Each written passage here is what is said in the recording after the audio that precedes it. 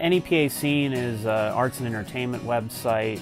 We're completely independent. I launched it in September of 2014, and within a month the traffic doubled, and then another month the traffic tripled.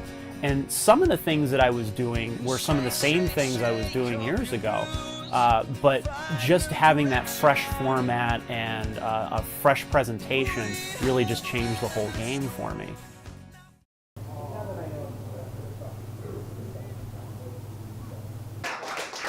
NEPA Scene's Got Talent is our newest series of events. It seemed to be a lot of fun, and it's a stage perform in front of people, so I really enjoy it. It's not an average open mic. You know, people who are extremely talented, who a lot of them get paid gigs. They just needed a place to try out new material or, you know, hone their craft.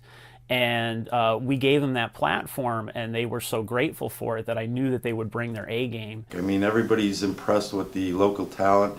It gives the opportunity for people that don't have the chance to get up on stage to show their talent. Anyone who does art around here, any kind of art, loves Rich because that's what he's into, promoting all of us. Absolutely. And we try to give him 110%. He gives everybody the time of day. I said, I think we should really open it up to all kinds of artists and make sure that we push that aspect of it, that it's not just an open mic for musicians, which is what you see most open mics are for. I want poets, I want comedians, I want magicians. Rich cares a lot about the art scene in general, so typically he advertises it so that we get generally an audience of people that want to see all the things that we're doing. It actually has kind of built this little scene in itself, which I didn't count on. I didn't know that was going to happen. I've made new Facebook friends. I've met new people. I guess it helps with networking as much as I hate that word. So now you're starting to see the comedians go to the musician shows, and the musicians go to the comedian shows, and the poets are going to the comedian shows, and it's just this great circle of support that you didn't see before, because usually all these different scenes were separated, and now NEPA Scene has really brought everybody together, and that's really the message that we have on the website as well, is we want everybody to have their chance to express themselves and show what kind of great talent we have in the area. Every time you spend $1, you're taking part of, everything, everything going against yourself. Right. An oil-based economy. That's what it is.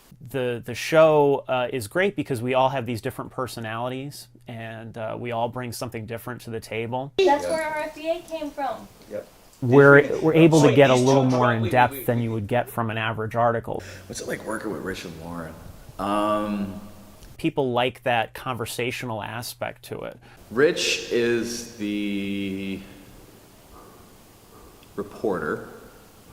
Lauren is the fact checker and also the logic person. My role, Mark says, is to be the voice of reason. I feel like I'm constantly learning, and I feel like it's really exciting to meet all these new and interesting people. So then what happened in the 70s?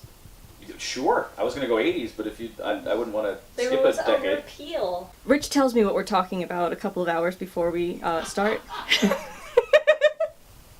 Then I take a nap, and then I wake up, and I'm kidding. We actually have a schedule in place for the most part. We know what topics coming up a little bit ahead of time. The listeners really love the fact that it's informal and honest. It's something that you're going to hear stories from these people that you're not going to get in the local paper, that you're not going to see on a regular website. Because people are if they're just having a conversation, they start to open up and they start to be more honest with who they are as a person.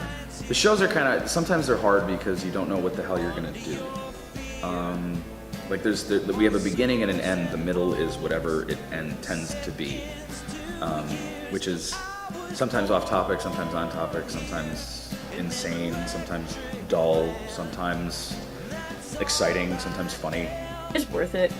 I like hanging out here with the guys and doing this podcast because it's something we don't have right now here. And so we get those aspects of those interviews that you would never get anywhere else, and I love that aspect of the show. Oh, we're gonna go national.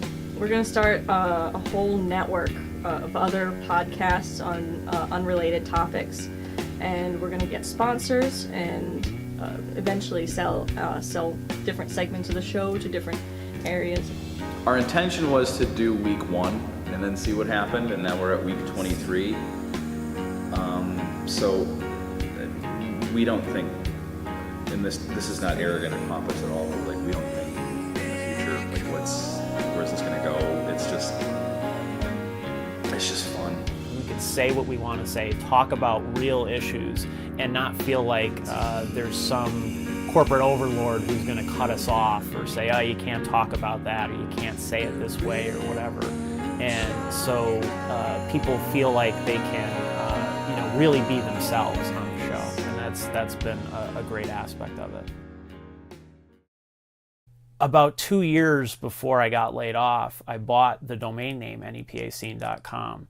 I reserved the Facebook and the Twitter, and I sat back and I said, this could be something someday, but I have to work up to it. This is the fan cave, as I call it. This is my office space, basically, and my collection of random stuff from over the years. And when I got my pink slip, for the first day, I tore out what little hair I have left and said, what am I going to do? How am I going to get through this? And the next day, I logged into WordPress and started nepascene.com. I have my comic collection over here, and I got shelves up all over the place with a lot of stuff that I've held on to since childhood, and I'm really into Star Wars and G.I. Joe. Marvel is my big thing, so most of the stuff you see here is Marvel, but I also have some horror movie stuff from going to horror conventions and stuff. I really just want to see us grow into this huge independent media empire. I want it to be independent. I want it to stay by the artists for the artists. I don't want to, sell it off to some company or something like that. I want to see this grow, and I want to see it make that same kind of difference that I felt like I was doing before. And I'm already seeing that in the events that we're doing, in the content that we're producing. So I think it's only a matter of time before we reach that next level. And I can not only pay myself full-time, but I want to pay all of the people back that have helped me all this time. I mean, so many people, we have over 20-some people that submit stuff on a regular basis to me. So I want to make sure that all of those people are compensated for all of the hard work that they've done to help me get to this point. And, and then just keep building from there. Maybe we do bigger and better shows. Maybe we do festivals. Who knows? The sky's the limit at this point.